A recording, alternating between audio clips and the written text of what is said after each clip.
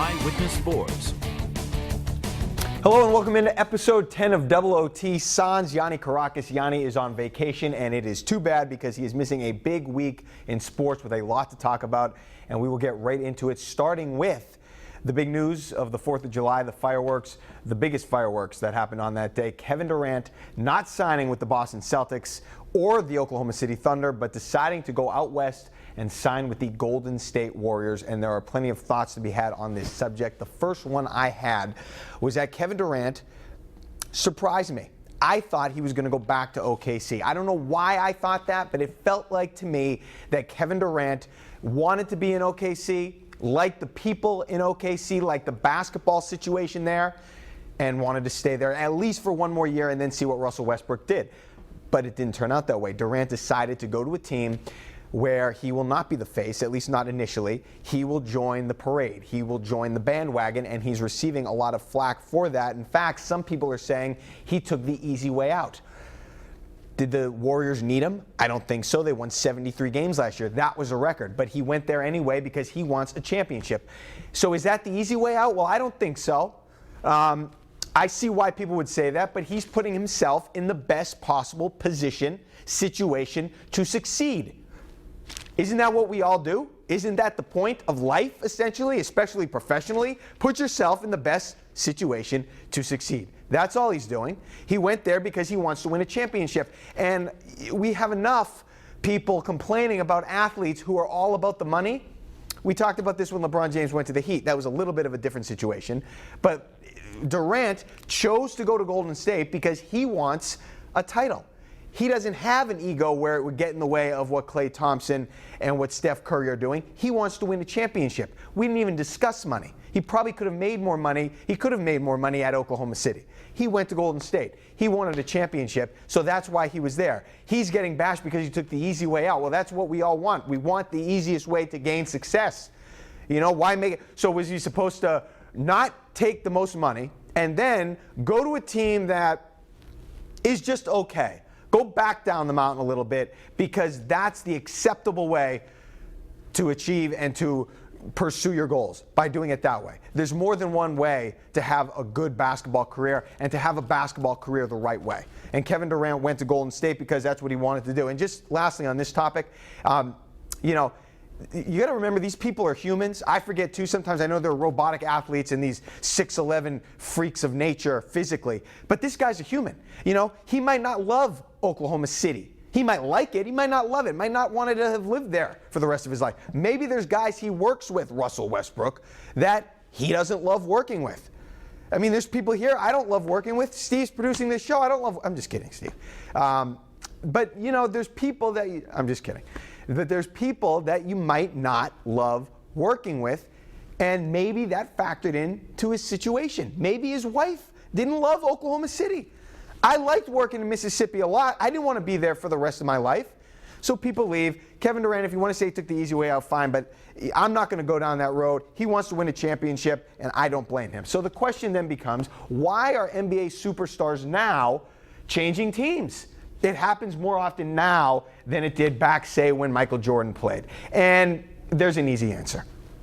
And before I get into this, let me just say, would I like to see the Michael Jordan mentality where he would never have called Larry Bird? He said this as much. He would never have called Larry Bird or Magic Johnson to team up with them. He didn't want to do that. He wanted to beat them. He wanted to stomp on their throats. Would I prefer that? Probably, for the sake of competition. But there's a very simple reason why more superstars now up and leave or change teams or create super teams. And it's the same reason that things changed when Edison created the light bulb. Text messages. Michael Jordan, if he wanted to get in touch with Charles Barkley, he would have had to call the landline. Hey, Mrs. Barkley, is Chuck there? You want to talk about being on the same team? Now, they play in the World Championships in Turkey. Durant, Draymond Green, whoever, Iguodala, Curry, they have whip out the cell phone, the iPhone, you get the phone numbers, and all of a sudden we're texting back and forth for the next 5 years. They develop relationships. You know, it's not all about just phone calls, texts, tweets, Facebook, whatever. There are ways to get close to people without talking to them on the phone. Had Jordan had that, had those guys back 20, 30 years ago had that, well, yeah, they would have been. It was a big phenomenon when the guys on the Dream Team all went to Spain and, hey, we had a great time. We loved playing with each other. It was the best time of our lives, the Dream Team.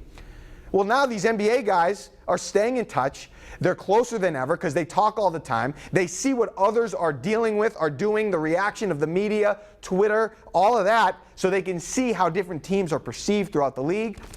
The wives are getting close via text. They have relationships outside of basketball. So that impacts where they may want to play and why they team up. They're all friends. Don't you want to work with friends? Don't you want to be around friends? Especially if they're really good at what they do and can help make your situation professionally better, more prosperous.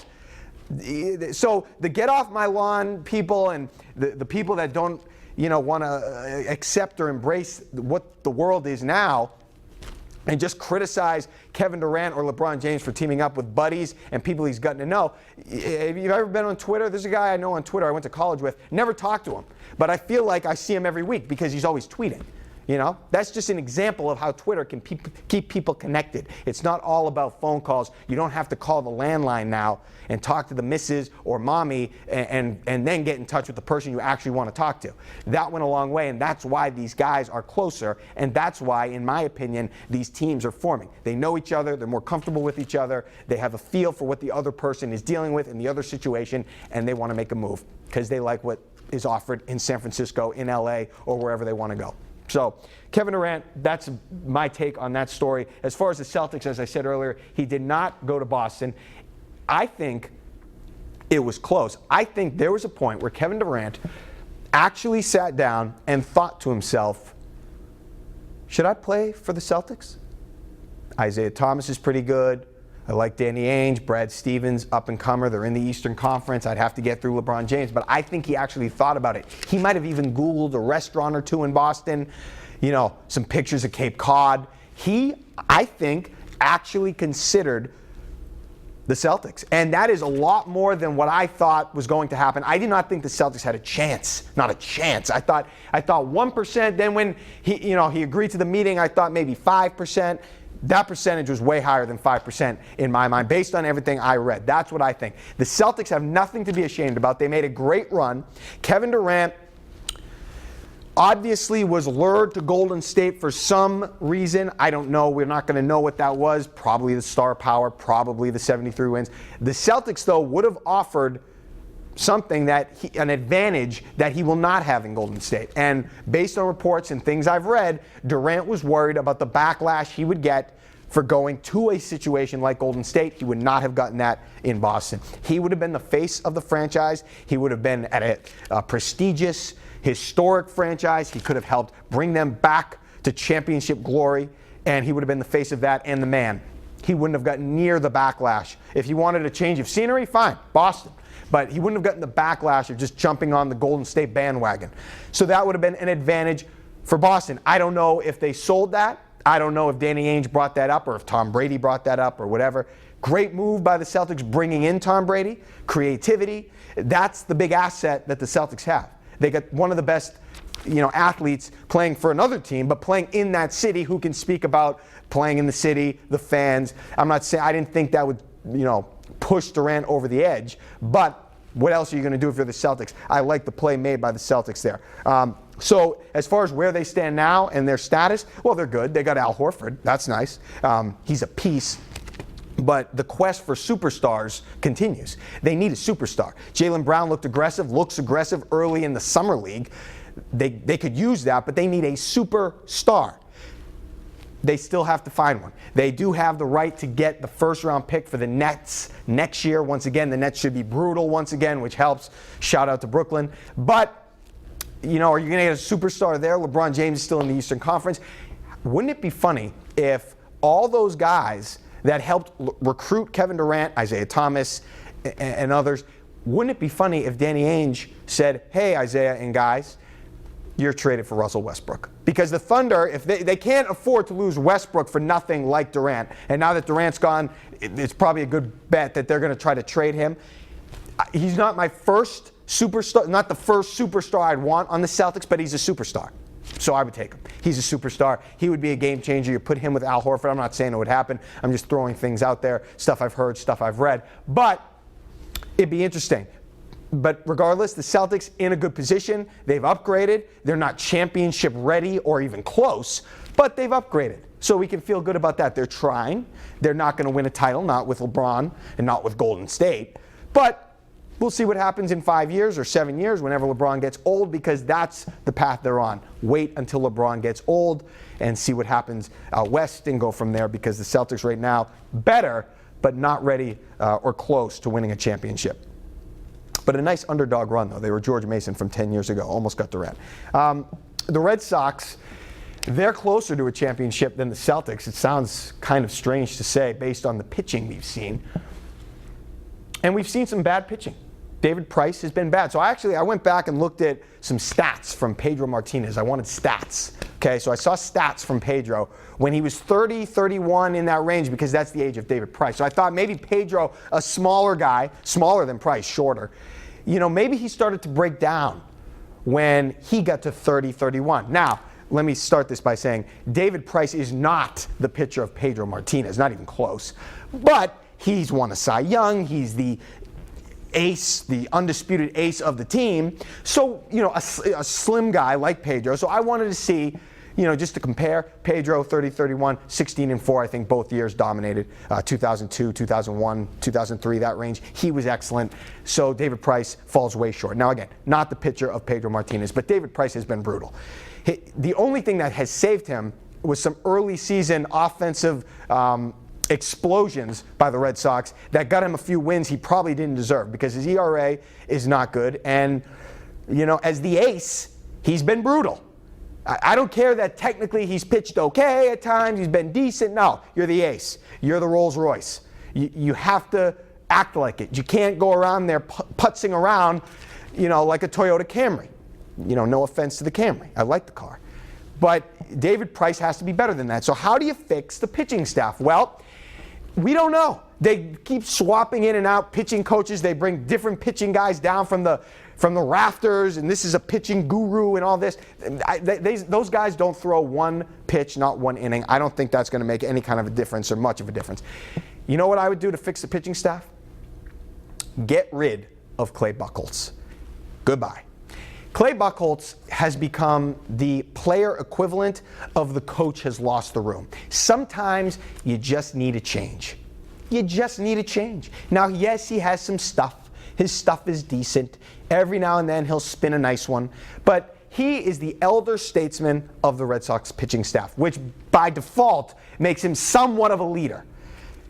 It's not working. It hasn't worked. He's had a few good years. The year they won the World Series, he was hurt for most of the year. Or a chunk of the year, and then went into the bullpen or the back half of the rotation when they were actually doing the special stuff and winning. Never really has come up all that big, and he's a sourpuss. I hate to say it, but he's Jay Cutler of Major League Baseball with less skill, less talent. You just want to, every time you see the guy, you just want to spit. I mean, he has not gotten it done. He's injured, and just his presence, you feel like, brings the pitching staff down. And the reason I say it is because they haven't been good. The pitchers should be better. They shouldn't be the Mets. They shouldn't be the Braves of the 90s, but they shouldn't be this bad. They should be good, decent, consistently decent. Is that too much to ask with David Price atop the rotation? You got Stephen Wright, throwing butterfly balls in there, and he's getting guys out, and nobody else can. Porcello's okay. They should be decent, and they're not, and it's a shame because the offense is a juggernaut, and it would be just a travesty for the baseball team if this pitching staff can't get them into the playoffs, at least into the postseason. So that's what I would do. I would get rid of Clay Buchholz and see what happens. He hasn't done it. And just getting his mentality and his softness out of the rotation and out of the clubhouse, I think could do them some good. Why not? Because nothing else has worked with the pitching staff of the Boston Red Sox. All right, switching gears. Red Sox have underwhelmed, but the talent is there. Witness the all-stars they have. We love what they have as far as personnel in the lineup. The Boston Bruins, however, have not garnered such personnel. In fact, they've given it all away. So this week I was thinking to myself, when was the last time the Bruins were good? Check that. When was the last time the Bruins got better? I don't know. I'm going over trades they've made, going back to the Peter Chiarelli era. I don't know when the last time the Bruins got better was. I have a guess, okay? I want to say it was when they traded a bag of hockey pucks for Jaromir Jagr back in April of 2013. Now, that wasn't a game changer. Jagr he couldn't score, but, he was a big name, he was a big body, he was an experienced veteran. He helped them make that run to the Stanley Cup Finals in 2013 when they lost to the Chicago Blackhawks, so he was okay. I mean, he was better than the pucks, the names they traded him for. I don't even know who these guys are. I would say that's the last time the Bruins got better. Ever since then, they've gotten worse. Worse. I've listed all these things here on this piece of paper. They traded Tim Thomas, or got rid of him. He went to the Islanders, and in comes Tuukka Rask. Downgrade. At least for the way Thomas was playing after leading them to the Cup. I'm not saying that was the worst move they made, but based on what I've seen out of Rask blowing the 3-0 lead in 2010 to Philadelphia, he was in there for that. He's come up small in the playoffs before, getting sick in a must-win game last year. I know he was sick, but don't get sick in that game, please. I think that was a downgrade based on what I saw from the end of Thomas's reign here, tenure in Boston. Downgrade. Tyler Seguin, traded. Worst move ever made in the Bruins, or worst move at least in their recent history, trading Seguin for Louis Eriksson. We'll get into that a little bit more in a minute. But that was a clear downgrade because Eriksson, a nice player, Seguin, probably a superstar, definitely a star, has been great with Dallas. That was just a blown opportunity. They gave up on him way too young. It's not worth even getting fired up about that right now because it was so bad from Peter Chiarelli. It was so bad, and it set the organization back. Then in June of last year, they get rid of Dougie Hamilton for nothing really. Dougie Hamilton, young, promising defenseman with an offensive spark to him. His game, nothing. They get rid of Carl Soderberg. He was productive. Milan Lucic goodbye for nothing. He was a productive player. Oh, Riley Smith. So they get rid of Riley Smith and get Jimmy Hayes. Okay, they get Hayes. Last season, Smith, for the Florida Panthers, 25 goals, 50 points. Hayes, 13 goals, 29 points. Downgrade. They get a couple guys for picks, so that's fine. Over the last few years, John Michael Lyles, Brett Connolly, some picks. Picks can't score goals. So sure, yay. Then this year, who's the big signing this offseason? David Backes. David Backes, last year for St. Louis, 21 goals, 45 points. They get rid of or they lose in free agency Louis Eriksson, try to replace him with Backes. Eriksson last year, 30 goals, 63 points. And just going back to the old Tyler Seguin trade, 33 goals, 73 points for Seguin last year. So they went from Seguin, step down, Eriksson, step down, Backes, and now here we are next year, coming off of 2 straight years where the Bruins haven't made the postseason, the playoffs. So when was the last time the Bruins got better via their front office?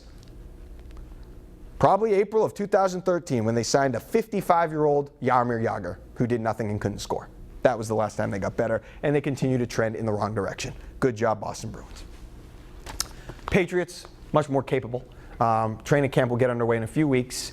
Danny Amendola was at ESPN last week, made some comments, outlined the Patriots offense, talked about the work he does within that offense. Made an analogy that I liked and I thought was interesting. He talked about how with other teams, and he's played in other situations, and he's played in the West Coast offense, talked about how the Patriots offense is akin to driving without street signs, and how the West Coast offense is like having the street signs in there.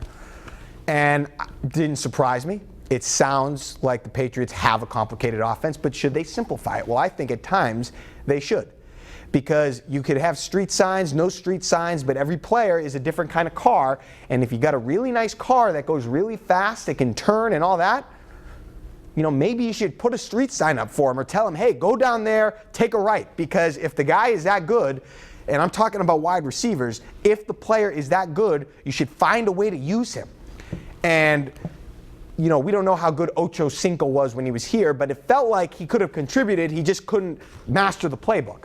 Now, I don't know if you could have simplified things for him a little bit. I don't know what the offense is like, head to toe. Obviously, I'm not a football player. But in given situations, I think it would behoove the Patriots and Bill Belichick. Okay, maybe the guy can't grasp everything, can't drive without the signs, but give him something. Let him scratch down or jot down some directions that he can take with him in the car. Even if you're not going to give him a GPS, because sometimes the athlete or the car is so good, if we're staying with the Amendola analogy, you got to let him drive and let him produce and help him out.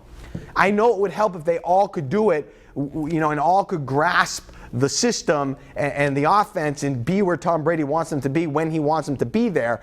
But if you have a special athlete, change it up, adjust for that athlete, and maybe you can, have something within the offense you don't have, like a guy who can run an out route on the outside of the numbers or go deep and catch a deep ball, because they haven't had that. They have all those guys that can go over the middle and the quick and this and that, shifty, that's fine, but it would help. It does help that Malcolm Mitchell, the rookie out of Georgia, appears to be able to, drive without the street signs and grasp the offense so far. It's training camp. There's no hitting. There's no pads. There's no contact at the line of scrimmage, so we'll see how that translates into training camp. But it was good to hear that they have a receiver who's at least showing up early and contributing and grasping things. I just think they could help out their players a little bit more by every now and then maybe simplifying something to accommodate a special talent, a special engine, what have you. We'll see what happens. I'm not going to criticize them too much because they've won 4 Super Bowls, so they've earned that. But there's always things we can poke and prod at, so we'll have to wait and see how that transpires once training camp begins in a few weeks. That's all we have for episode 10 of Double OT. Yanni should be back next week. Usually at this point in the show, he'll ask if I have anything to add, so it's a nice break from that awkward comment that I really never know what to say when he asks. So have a great night. We'll put this online. Have a great week, and thanks for watching.